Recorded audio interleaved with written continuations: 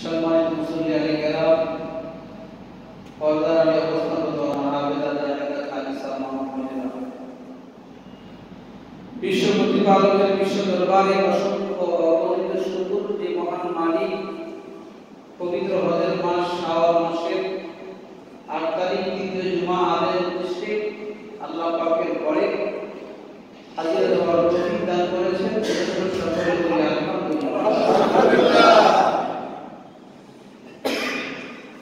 সাথে অসংখ্য অগণিত দরুদ সালাম বিশ্ব মানবতার মুক্তির দূত, বিশ্ব জাহানের রহমত, মক্কার জ্যোতি মদিনার নবী মুহাম্মদ মুস্তাফা আহমদ মুস্তফা হুজুরে পর নূর সাল্লাল্লাহু আলাইহি ওয়াসাল্লাম, সকলে বলি সাল্লাল্লাহু আলাইহি ওয়াসাল্লাম। প্যারে হাজিরিন, আমি আপনাদের সম্মুখে কোরআনে হাকিমের 85 নম্বর সূরা সূরাতুল বুরুজ থেকে তেলাওয়াত করছি। সূরা বুরুজ একটি ঐতিহাসিক সূরা। সূরা বুরুজের মাধ্যমে আল্লাহ তাআলা মুমিন মুসলমানের ঈমানি পরীক্ষা ফলাফলের কথা ঘোষণা করেছেন। সূরা বুরুজের মাধ্যমে আল্লাহ তাআলা মুমিনের ঈমানের ইমতিহানের বিষয়টা আল্লাহ ঘোষণা করেছেন যে ঈমান যারা আনবে তাদের ঈমানের পরীক্ষা হবে। ঈমানের উপর বিভিন্নমুখী আগ্রাসন আসবে। তো মুমিন যদি ঈমানের উপর মরতে পারে, তার জীবনের সার্থকতা, সে সাকসেস ফালা।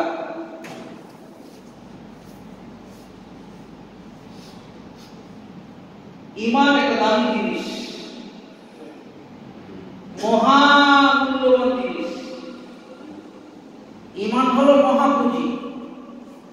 নামাজ, রোজা, হজ, যাকাত, তাসবিহ, তাহলিল, তেলাওয়াত, দান, খয়রাত, এগুলো হলো পুঁজি। এগুলো এক একটা আখিরাতের কি পুঁজি, সঞ্চয়। ঈমান হলো মহাপুঁজি। ঈমান হলো মহাপুঁজি।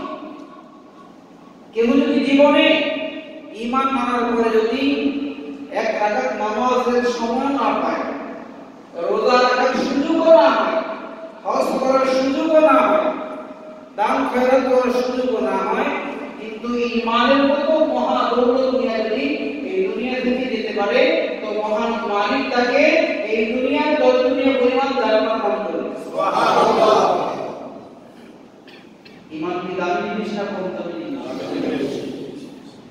যে জিনিস যত দামি হয়, ওই জিনিসের রক্ষণাবেক্ষণ, সংরক্ষণ তত বেশি করতে হয়। এটাই হলো বাস্তবতা। আপনাদের আমাদের ঘরে অনেক জিনিস তো আছে, টাকা পয়সা, স্বর্ণ অলংকার, এগুলো যেভাবে আমরা সেভ করি, সংরক্ষণ করি, হেফাজত করি, ঘরের অন্যান্য জিনিসপত্র কিন্তু এরকম সংরক্ষণ হেফাজত করি না, করি। এগুলো আমার, ওগুলো আমার। তো এগুলো আমি সংরক্ষণ করে ভিটাটা লাগাবো। আর টাকা পয়সা, স্বর্ণ অলংকার, এগুলো একটু কি বেশি করে কি করি সংরক্ষণ। আপনার 20-50 হাজার টাকার মোবাইলটা, এটাও মাঝে মধ্যে টেবিলের উপর রেখে দেন, খাটের উপর রেখে দেন, কিন্তু আপনার 10,000 টাকা কিন্তু খাটের উপর রাখেন না। আপনার 10,000 টাকা কিন্তু টেবিলের উপর রাখেন না, মানুষের সামনে রাখেন না, রাখেন। যেই জিনিস যত দামি হয়, সেই জিনিস যত মূল্যবান হয়, ওই জিনিসের উপর আক্রমণ তত বেশি আসে। ওই জিনিসের মধ্যে চোরা লাগাইতো, ডাকাইতরা লাগাইতো, সন্ত্রাসরা লাগাইতো, ছিনতাইকারীরা লাগাইতো। ওই জিনিসের প্রতি মানুষের লোভ আর আকর্ষণ বেশি থাকে। এজন্য মানুষ শয়তানের ধোঁকায় পড়ে, নফসের ধোঁকায় পড়ে ওই জিনিসটা যদি চিন্তাই করতে চায়, ঠিক কি?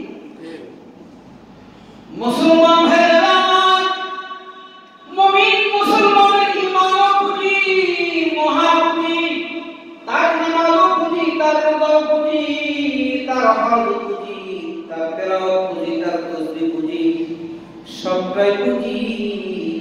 এর ভিতরে মহাপুঁজির নাম হলো ঈমান।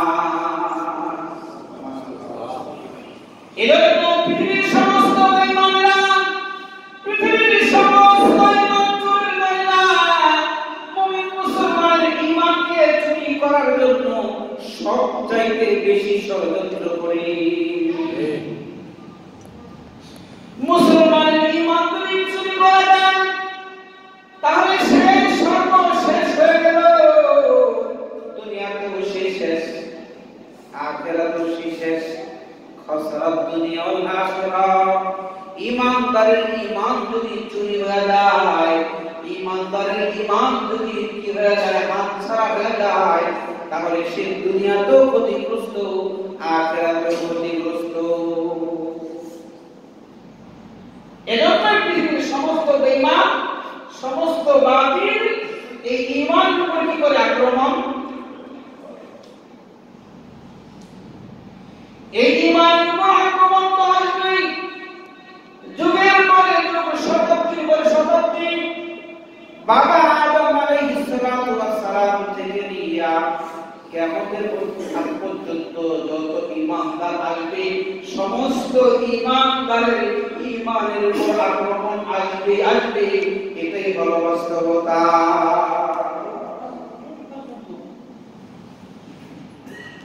তো ঈমানদারের ঈমানের উপর আক্রমণ আসবে, এজন্য আগ থেকে কি করতে হবে? সতর্ক থাকতে হবে।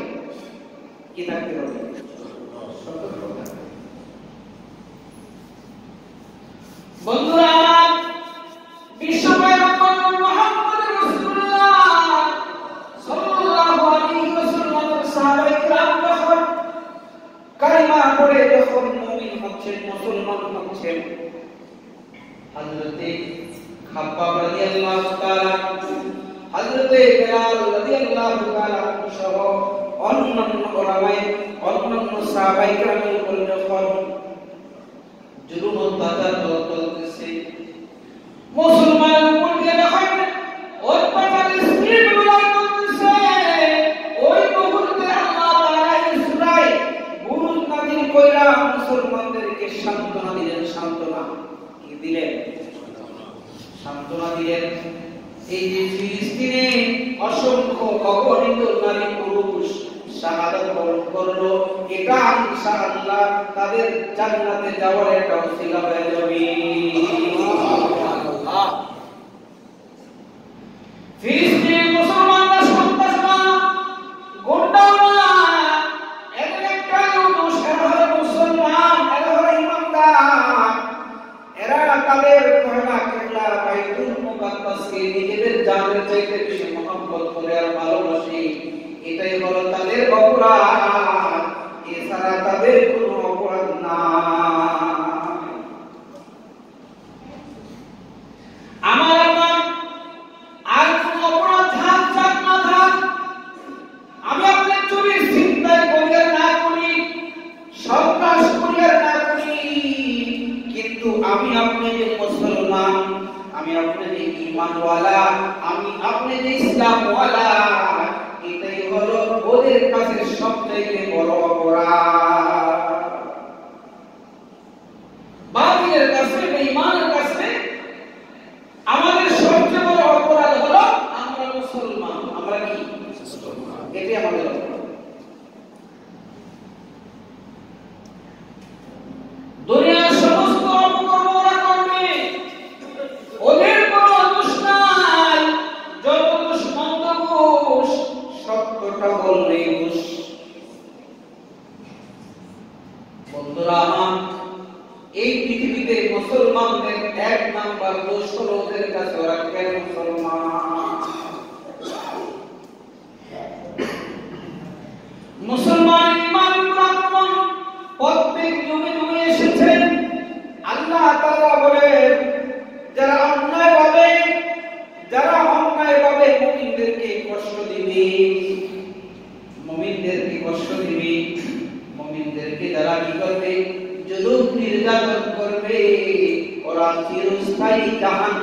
আগুনে জ্বলবে। ওদের ধ্বংস অনিবার্য, আজ হোক কাল হোক, দুদিন পরে হোক, অবশ্যই ওরা ধ্বংস হবেই হবে। পৃথিবীর ভিতরে সবচাইতে নিরজ্জ, গর্ব, অসভ্য আর দুষ্ট জাতির নাম হলো ইহুদি জাতি। প্রতিদিন প্রতি নামাজে প্রত্যেক রাকাতের ভিতরে এই কথাটা আল্লাহ আমাদেরকে বলতে বলেছে, গায়রিল মাগদুবি আলাইহিম ওয়ালাদ-দাল্লিন। চির অভিশপ্ত জাতির নাম হলো ইহুদি জাতি, যারা ফিলিস্তিনের বুকে উইরা আয়াত জুড়ে বসে। হিটলারের নাম তো শুনছেন, হিটলারের নাম শুনে নাই এরকম মানুষের সংখ্যা কম। গোটা পৃথিবীতে নাচাইছে, শাসন করেছে। এই হিটলার তার দৃষ্টিকোণ থেকে, তার অবজারভেশনে দেখছে এই দুনিয়াকে ঠিক রাখতে হলে ইহুদিদেরকে ধ্বংস করতে হবে। এজন্য ৬০ থেকে ৭০ লক্ষ ইহুদিকে শেষ করে দিচ্ছে, আর কিছু ইহুদিদের বাঁচা রাখছে। উনি ওনার আত্মজীবনীর ভিতরে লিখেছেন, ওনার বক্তৃতায় বলেছেন, আমি হিটলার যদি চাইতাম তাহলে সমস্ত ইহুদিদেরকে ধ্বংস করে দিতাম। উনি নিজে একজন ইহুদি। আমি যদি চাইতাম সমস্ত ইহুদিদেরকে ধ্বংস করে শেষ করতে পারতাম, কিন্তু আমি শেষ করি নাই, কিছু রেখে দিয়েছি যাতে পৃথিবীর ইতিহাস বুঝতে পারে যে আমি কেন ইহুদিদেরকে ধ্বংস করলাম। আজকের পৃথিবী এখন বুঝতেছে যে যুগে যুগে তো আমরা হিটলারকে দোষী করেছি যে এত এত মানুষকে কেন হত্যা করল, কিন্তু কালের আবর্তির বিবর্তে এখন গোটা বিশ্ববাসী হারে হারে টের পাচ্ছে পৃথিবীর যে কোনো জায়গায় যত দাঙ্গা হাঙ্গামা হয় ওটার পিছনে কোনো না কোনো ইহুদি নিন্দন আছে। মুসলমানে লাগাই দেয়, মুসলমানে খ্রিস্টানে লাগাই দেয়, খ্রিস্টানে লাগাই দেয়, হিন্দু লাগাই দেয়। এই ইহুদি জাতি কোন জাতি শান্তিতে থাকুক, এটা ইহুদি জাতি বরদাস্ত করতে পারে না। চির অভিশপ্ত জাতি, এই জাতি থেকে আল্লাহ আমাদেরকে পরিত্রাণ দান করুন, সকলে বলি আমিন। গায়রিল মাগদুবি আলাইহিম। এই সূরা কুরআনের ভিতরে আল্লাহ মুসলমানের ঈমানের পরীক্ষা হবে। এই ঈমানি পরীক্ষায় মুসলমান যদি মরেও যায় তো শহীদ, ঈমানি পরীক্ষায় যদি বেঁচে যায় তো রাজি। মরণের শহীদ বাঁচলে মুমিনের কোনো ব্যর্থতা নাই। মুমিনের কোনো কি নাই? ব্যর্থতা নাই। ছোটবেলা শুনছেন না, হাতি মরলেও লাখ টাকা, বাঁচলেও লাখ টাকা। আবার আরেকটা কথা শুনছেন যে হাতি যদি শুয়েও থাকে তো গরুর উপরে, হাতি যদি কি শুয়েও থাকে তো গরুর চেয়ে উঁচা দেখা যায়। ইমানদারের ঈমানের এত পাওয়ার, ইমানদার মরে গেলেও কি দামি, আবার বেঁচে গেলেও দামি। আল্লাহ আমাদেরকে ঈমান নিয়ে বাঁচা, ঈমান নিয়ে মরার তৌফিক দান করুন। আমিন। বিশ্ব পয়গম্বর নবী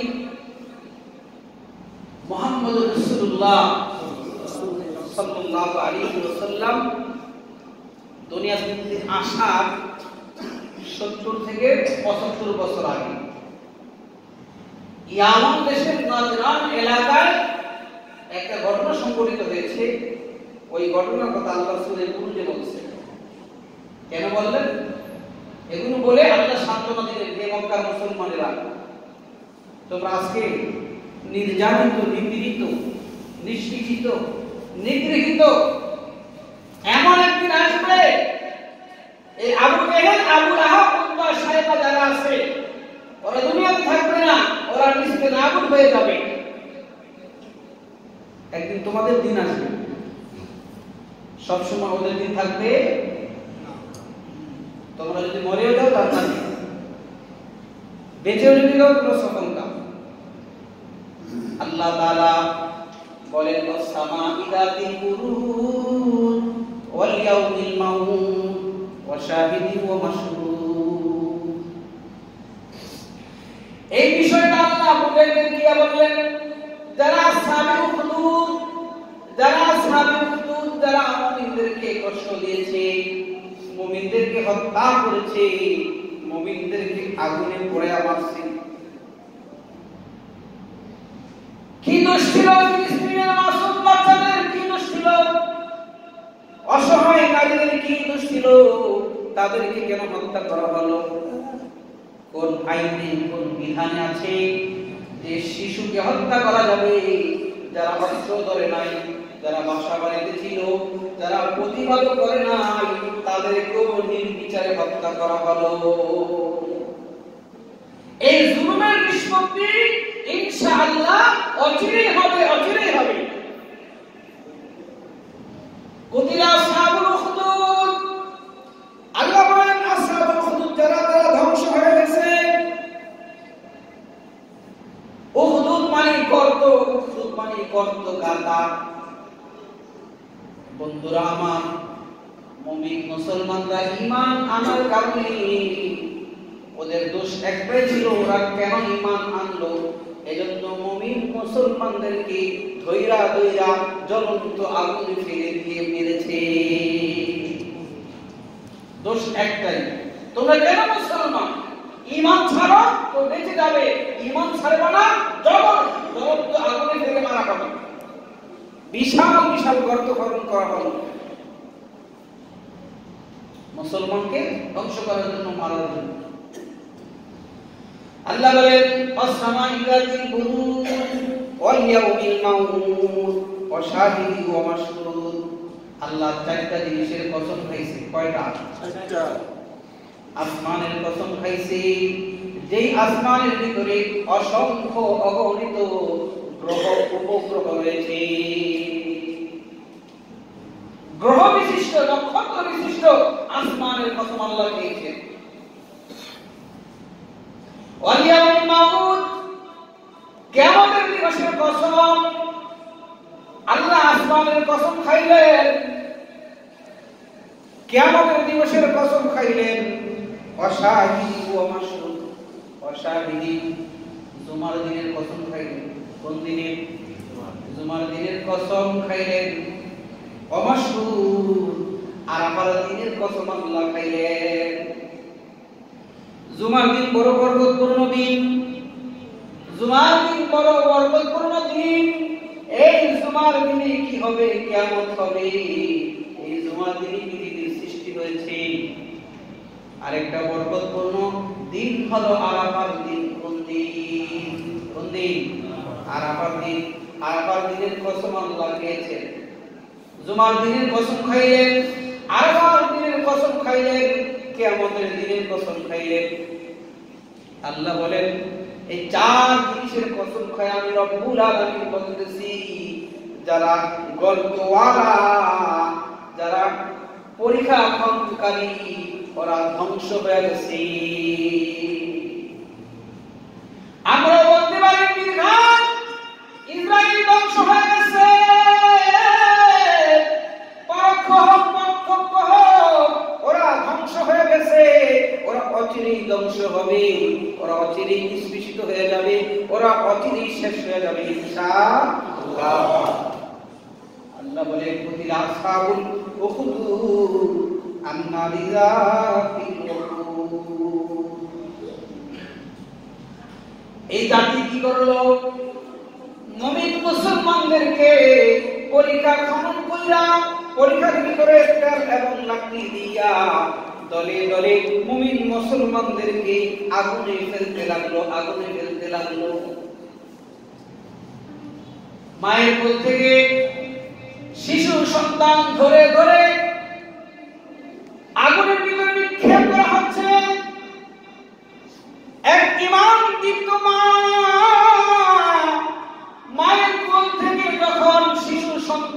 ধরিয়া আগুনে নিক্ষেপ করলো। সন্তান আগুনে নিক্ষিপ্ত হইয়া চিৎকার মেরে বলতেছে, মা তোমার ভয় নাই, তোমার চিন্তা নাই, তোমার ভয় নাই, তোমার চিন্তা নাই, মাগো তুমি ঈমানের উপর অটল অবিচল থেকে যাও। দুনিয়ার আগুন আমার গায়ে স্পর্শ করার পূর্বে আল্লাহ আমার রূহটাকে রহমতের ফেরেশতার মাধ্যমে রিসিভ কইরা জান্নাতে নিয়ে যাচ্ছে। সুবহানাল্লাহ। এজন্য আল্লাহর রাহে যারা শহীদ হয় ওরা মরে না, ওরা মরে না, ওরা মরার কোনো কষ্টই পায় না। কেউ যদি আল্লাহর দ্বীনের জন্য শহীদ হয়, ওই শহীদের মৃত্যুর কোনো কষ্ট হয় না। আমরা বারবার দেখতেছি তার পুরো শরীরে থেকে রক্তক্ষরণ হচ্ছে, সে কাতরাচ্ছে, আল্লাহ বলে তার কোনো মৃত্যুর কষ্ট। অনেক সময় দেখবেন শহীদরা হাসি মুখে দুনিয়া থেকে বিদায় দিচ্ছে, হয় কি হয়? হাসিউজ্জ্বল চেহারা। আল্লাহ বলেন লা তাকুলু ওয়ালা তাকুলু লিমান ইফতারু ফি সাবিলিল্লাহি আমওয়াত। যারা আল্লাহর রাস্তায় কিনেছে, শাহাদাত বরণ করেছে, তোমরা তাদেরকে মৃত বলো না, ওরা মরে নাই। ওরা কি করে নাই? ওরা মরে নাই, ওরা বর্ডার ক্রস করেছে। ওরা কি করেছে? ওরা বর্ডার ক্রস করেছে। ওরা জান্নাতের ভিতরে উঠতেছে। হাসরের ময়দানে এই রক্তমাখা দেহ নিয়া, এই ক্ষত বিক্ষত দেহ নিয়া রব্বে কারীমের সামনে হাজির হবে।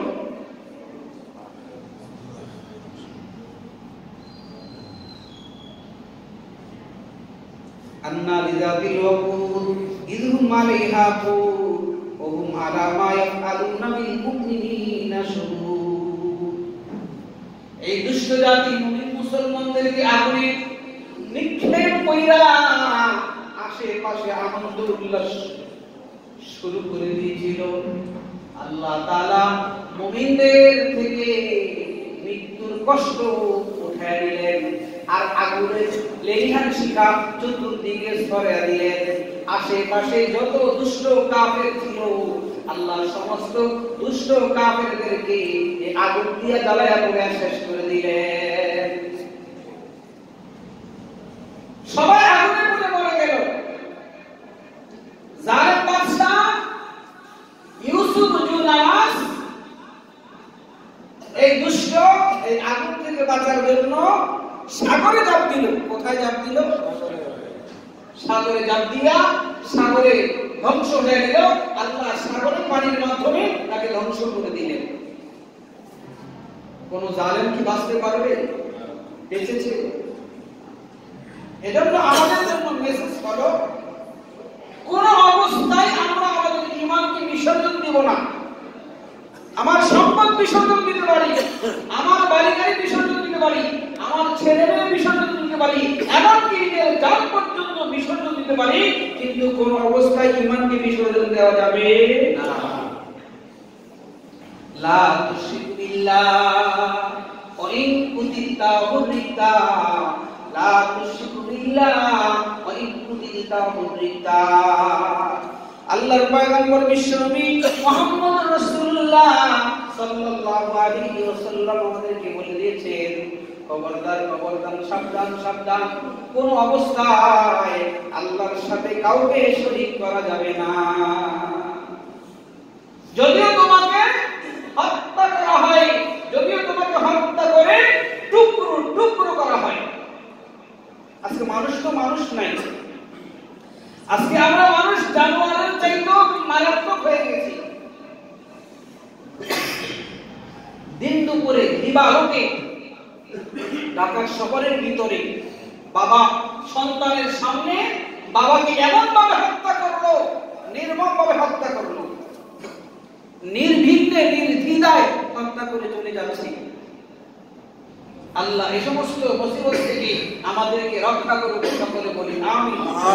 পৃথিবীর কোন আইন, কোন আদালত মানুষকে এই জুলুম থেকে ফিরাতে পারবে না যতক্ষণ পর্যন্ত মালিকের ভয়, আল্লাহর ভয়, খোদার ভয়, কবরের ভয়, জাহান্নামের ভয় তার অন্তরে পোষণ না করবে, লালন না করবে, ততক্ষণ পর্যন্ত দুনিয়ার কোন আইন আদালত দিয়া মানুষের অন্যায় অপকর্ম রোখা যাবে।